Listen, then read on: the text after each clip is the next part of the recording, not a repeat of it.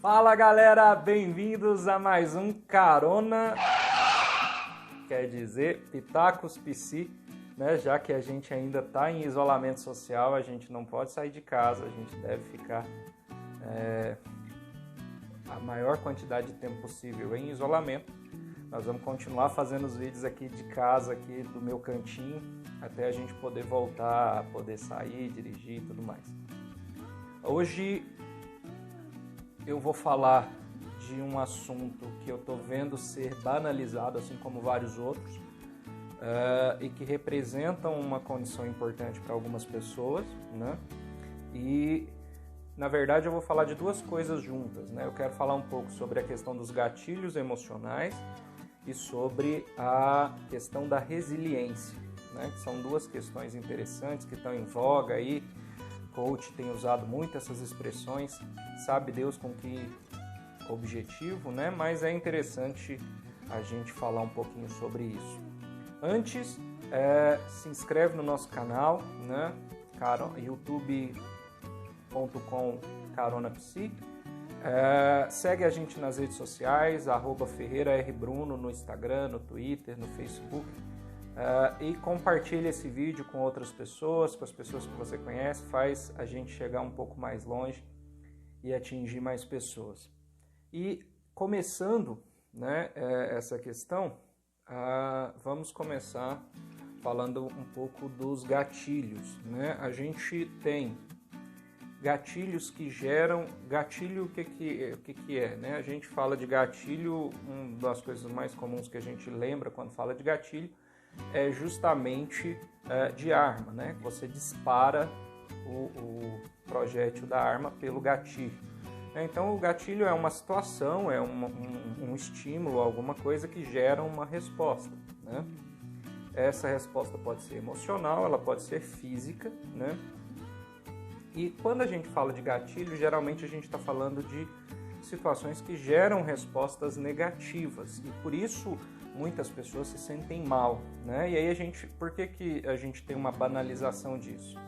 Porque virou piada, né? Não quero ser aqui também o puritano que não fala que não deve fazer piada de nada, que ninguém deve fazer humor, lembrando que humor não tem graça quando faz alguém sofrer, né? Então, piada que faz alguém ser ridicularizado, que não esteja numa situação de poder, não tem graça, né? Piada que faz um grupo perseguido também se sentir inferior, não tem graça, né? Talvez tenha graça para gente retardada. Para as pessoas com mais de 2 neurônios, isso não é engraçado, né? E continuando, então a gente tem uma banalização e o pessoal está tratando tudo como gatilho, né? Como se tudo gerasse respostas negativas. Você posta uma foto de comida, gera gatilho. Você posta uma foto com sua mãe, gera gatilho, né? Então agora que a gente está perto do Dia das Mães, né? A gente está vendo muito esse assunto voltar, né? Não posta foto com a sua mãe porque isso gera gatilho, porque isso vai deixar as pessoas que não têm mãe tristes, né? Não é assim que funciona, tá? Pode ser um gatilho para algumas pessoas? Pode. Mas não quer dizer que todas vão ter esse tipo de reação. Mesmo porque a gente entra aí no segundo assunto que eu queria falar, que é justamente a questão da resiliência. Muitas pessoas têm a habilidade de lidar com essas questões e maturidade para lidar com isso, né? E sabem que a vida segue um ciclo, né? Lembra do Rei Leão, né? O ciclo da vida, o Circle of Life. E a gente, infelizmente, vai passar por isso, né? A gente nasce, cresce, se desenvolve, põe o nome no SPC, deixa a família com descendentes para pagar as nossas dívidas e morre, né? Então a gente vai seguindo esse ciclo, infelizmente. E muitas vezes a gente tem essa situação que pode sim, né, gerar um gatilho, mas eu preciso tomar cuidado ao banalizar isso, porque aí eu torno tudo ruim. E aí eu torno o sofrimento do outro algo que não é próximo de mim, algo que às vezes é visto como falso ou errado, porque está todo mundo vendo uma situação que para alguns é boa, para outros é ruim, e aí eu acho que aquele que está se sentindo mal, ele está querendo chamar atenção, por exemplo, né? E a gente tem gatilhos que geram respostas quase que, inclusive, adaptativas, né? Que fora do nosso controle, né? Então, quando você sente o cheiro de uma comida estragada, esse cheiro de podre é um gatilho, você sente nojo, né? Uma forma do seu corpo se proteger para que você não coma aquela comida estragada, né? A mesma coisa funciona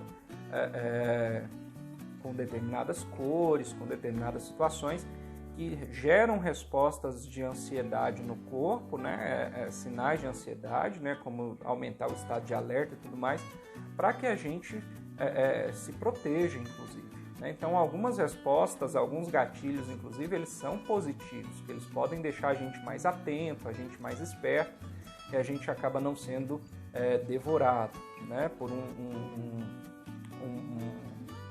monstro, por exemplo, né? Então, um predador. Hoje que a gente vive em sociedade, em cidades, a gente não tem isso, mas essas respostas ainda acabam acontecendo, né? Então é por isso que muita gente sofre de ansiedade, inclusive, porque a ansiedade é um processo de antecipação a uma situação de perigo, seja ela real, seja ela imaginária. Então, às vezes eu imagino que eu estou em perigo e o meu corpo gera todas essas situações, essas respostas, né? Então, algo que pode ser um gatilho aí para uma crise de ansiedade é muito comum, né? Então, uma multidão que você não tem controle daquela situação, né? Uma situação em que você está sem controle, que pode te colocar em perigo, né? Uma situação que você sente que tem alguém tentando te prejudicar e por aí vai, né? Só que aí o pessoal banalizou isso, né? E aí a gente tem algumas pessoas que acham, inclusive, que são o centro do universo, que todo mundo tem inveja delas, né? E que aí qualquer coisa que ela posta tá gerando inveja dos outros, né? E assim, ninguém tem inveja de gente medíocre, né? Vamos ter um pouquinho de discernimento, de senso aí, né? Mas continuando, então a gente vai ter situações que vão gerar respostas, às vezes automáticas, sem o nosso controle, né? Então, quando você fica ansioso, você vai ter aí mudança na respiração, aceleramento dos batimentos cardíacos, né? São coisas que você não tem um determinado controle. E a gente tem outras situações que podem nos gerar uma resposta emocional, né? Pode te deixar mais triste, mais abalado, mais raivoso, né? E aí, coach, eles são tipo um Midas de merda, né? Onde eles tocam, vira merda. Eles acabaram tomando posse dessas questões e querem enfiar essa porra de gatilho em tudo, né? Então, descubra os gatilhos da venda, os gatilhos disso, os gatilhos daquilo. O único gatilho que eles estão acionando aí é o que libera dinheiro da carteira de otário, né? É claro que existem situações que vão gerar respostas mais facilmente, né? Mas aí a gente está falando de condicionamento de comportamentos, não necessariamente de gatilhos que vão atingir todas as pessoas. Nem todo mundo reage das mesmas formas. Aí a gente entra no que eu queria falar sobre resiliência, né? Então a gente tem a expressão resiliência usada no ano de 1800 e bolinha, 1807, por um físico, né, chamado Thomas Young, né? Ele estava estudando questões sobre elasticidade, tensão e compreensão de materiais, né? Então era um estudo mais relacionado à física e à engenharia, né? Era coisa com relação a materiais. E aí a gente tem isso em 1800, né? Então a gente tem a psicologia surgindo de maneira científica, por assim dizer, né? Em 1900, no fim do século XIX, início do século XX, por aí, né? E aí a gente tem alguns profissionais que vão começar a estudar essa questão de resiliência e tentar adaptar isso para a nossa realidade emocional, né? Então a gente tem o John Bowlby, que é o primeiro a falar sobre isso, né? No sentido figurado, por assim dizer, né? E aí ele fala de resiliência como a qualidade de uma pessoa que não se desanima, que não se deixa abater. Isso é, de certa forma, bem incompleto, inclusive, né? A gente usa uma música muito famosa, né, para ilustrar isso, né? Tem uma música brasileira muito interessante sobre essa questão de resiliência, né? Que ela fala no refrão, né? De levanta, sacode a poeira, dá volta por cima, né? Então ela traz essa questão. Algumas pessoas acabam tendo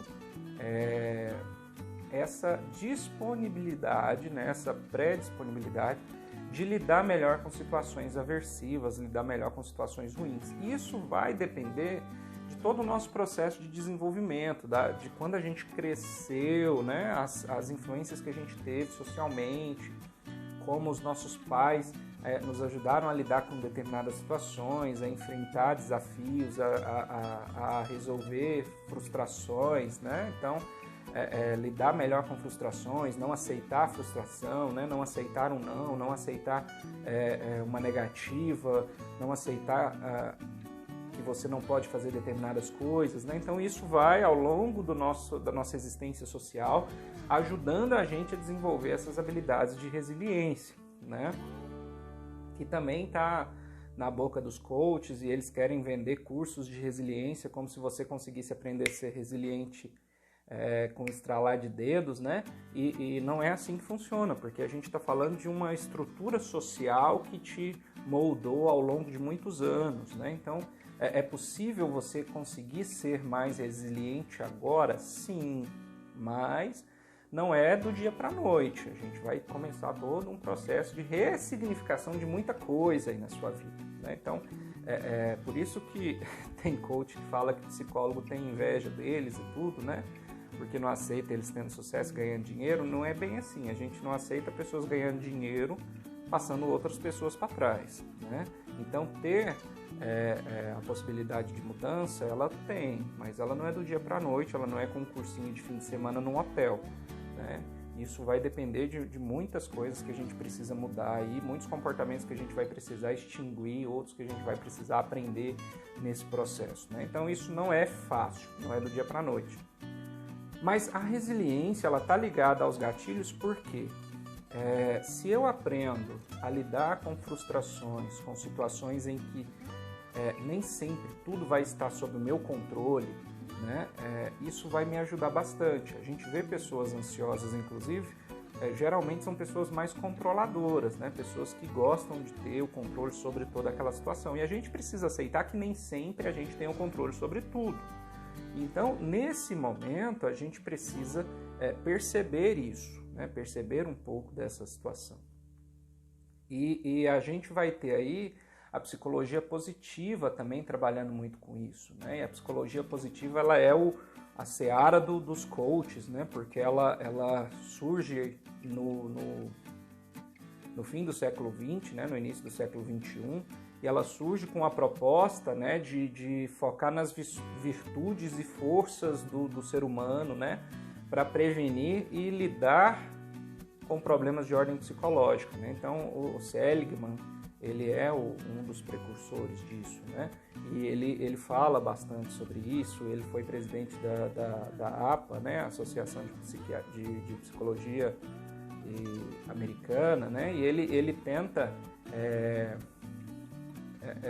estimular isso, né? Essa criação de uma ciência na psicologia que focasse mais nos contextos positivos do que só nos processos de adoecimento, né? E assim por diante. Então, é interessante isso, né? Porque ao tentar propor um estudo e um foco nessas virtudes, não quer dizer que a gente deve ignorar as doenças.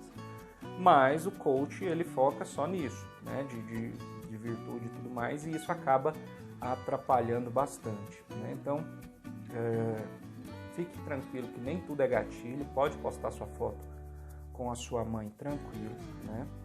Entenda que outras pessoas podem estar se sentindo não tão bem nesses momentos, e é importante só a gente ter empatia pelo outro, saber se colocar no lugar do outro, não diminuir nem menosprezar a dor dele. Só ele sabe o tamanho da dor que ele enfrenta e o tamanho dos problemas que ele aguenta, né? Então eu não tenho como medir a dor do outro com a minha régua. Isso é errado, né?